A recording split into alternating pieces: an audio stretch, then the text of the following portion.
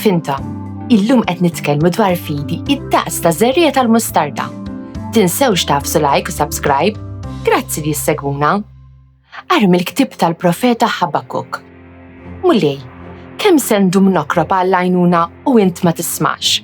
Jew ngħid vjolenza u int ma ssalvax? Għaliex turin il-ħażen u inti toqgħod tħares lejn il-ħtija? Qudiemi erda u vjolenza, hemm it-tilwim u l-ġlied dejjem jiżdied. Imbagħad il-mulej wieġeb u qalli: ikteb id-dera, onqoxa fuq tavlozzi, hekk li jkun jista' jħaffef min jaqra. Għax id-dera sseħħ meta jkun waqta. Tistenna sa ma temm u ma tqarraqx. Jekk hija ddum ma tasal, int stennija għax tiġi żgur, ma tiddawwarx ma tasal. Araħ, jinfena minn mhux ruħu sewwa, iżda l-ġust jgħix bil-fedeltà tiegħu. Isimgħu leħen il-mulej u twebsux qalbkom. Ejjew ħanfaħru blena l-mulej, ħanajtu bil-ferħ lill-blada tas-salvazzjoni tagħna. Nersqu qudiemu bana tarat il-ħajr, nannulu bajjat ta' ferħ. Isimgħu leħen il-mulej u twebsux qalbkom. Ejjew inqimuh u ninxteħtu qudiemu, arkubtejna quddiem il-mulej l-ħalaqna, għaliex hu Alla tagħna u aħna l-poplu tal-mera tiegħu u n-naġġ tiegħu. Isimgħu leħen il-mulej u twebsux qalbkom. Mhux li kontu llum tisimgħu leħnu? La twebsux qalbkom bħal f'Meriba, bħal dakinhar f'Massa fid-deżert meta ġarbuni u ttantawni mis-sirijietkom għalkemm raw dak li jien għamilt? Isimgħu leħen il-mulej u twebsux qalbkom. Arem it-tieni ittra ta' San Pawl Apostlu lil Timotju. Għażiż, infakrek biex tqajjem fik id-don ta' Alla li jinsab fik bit-tqejjid ta' jdejja. Għax Alla ma tanix spirtu ta' biża', imma spirtu ta' qawwa, ta' mħabba u ta' rażan.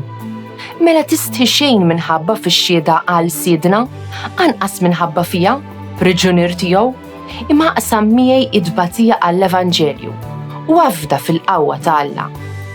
Som quddiem għajnejk l-eżempju tat-tagħlim sħiħ li smajt minn għandi, fil-fidi u fl-imħabba li huma fi Kristu Ġesu.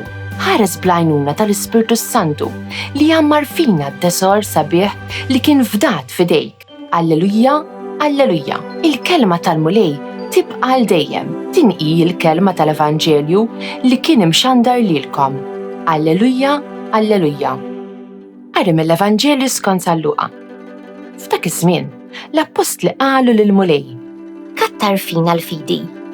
Iġibhom il-mulej: kieku kellkom fidi imqarda żerrieta tal-mustarda, kontu tgħidu lil din is-siġra tat-tut inqala u mur tħawwel fil-baħar u hi kienet tisma' minnkom. Wieħed minnkom ikollu għaddej qiegħed jaħrad jew jira. Meta jidħol mill-għalqa, x'se jgħidlu? Ejja, isa uqgħod għall-ikel?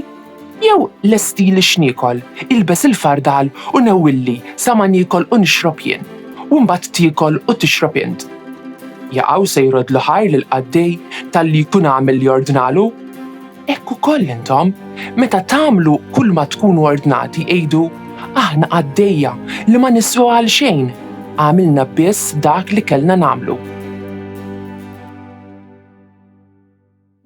Dan is-27 ħadd ta' matul is-sena u l-qari tal-lum u dwar il-fidi. Il-fidi ifiduċja f'Alla li wara lilu nnifsu lilna. Dan hu don minn għand Alla, imma wkoll għażla tal-bniedem. Il-fidi f'Alla ma tfissirx li nafu kollox dwar Alla u kbir wisq biex nifhmuh, għalhekk il-fidi il-fuq u li hemm ir-raġuni. Nażlu nafdaw għax Alla huwa mħabba u verità.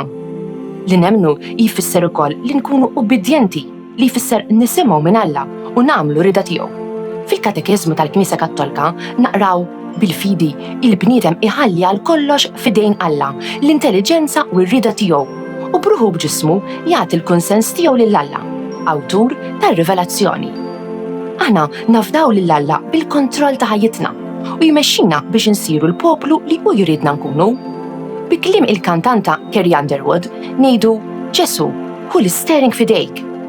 Fil-Vanġelu, Ġesu jgħid: kieku kellkom fidi imqarda żerrieta tal-mustarda, kontu tgħidu lil din is-siġra tat-tut, inqala u mur tħawwel fil-baħar. U hi kienet tisma' minnkom. Il-ħaġa hi li ħafna nies manka għandhom żerrija żgħira ta' fidi, m'għandhomx fiduċja li Alla veru jħobbhom, ma jħossux li Alla qed jħossibhom jew li huma parti mill-pjan tiegħu. Ħafna nies jippruvaw jagħmlu affarijiet mingħajr l-għajnuna ta' Alla u ħajjithom taħarbilhom minn taħt idejhom. Imma meta ngħixu bil-fidi u l-fiduċja bħal qaddisin jiġrulna affarijiet kbar. Dan naraw f'Madre Teresa, soru li marret taqdir il-foqra u dawk li qed imutu fil-postijiet l-aktar miżerabbli ta' Kalkutta. Ma kellix flus jew għajnuna, il-fidi biss. F'dak li Alla jipprovdi u sem missjonarji mad-dinja kollha li qed ikomplu x-xogħol tagħhom ta' servizz lill-foqra. Il-Vanġelu jagħlaq parabbola oħra stramba. Għaddej li ħadem il-ġurnata kollha, imbagħad xorta jaqdi lil sidu meta dan jirritorna d-dar. Ma tidhirx ħaġa ġusta? Il-qaddej m'għandux jistrieħ ukoll? Le, il-qaddej jaf li mhux hu jikmanda, li Mgħallem jikmanda. Il-parabbola tfakkarna li ħajjitna ma tiqafx magħna. Ħajjitna ngħixuha fil-fiduċja u l-ubbidjenza ta' Alla li jħobbna għal dejjem. This Maltese translation was produced in collaboration with the Church in Gozo. Don't forget to like, subscribe, and support this channel on Patreon using the link in the description. Thanks for watching!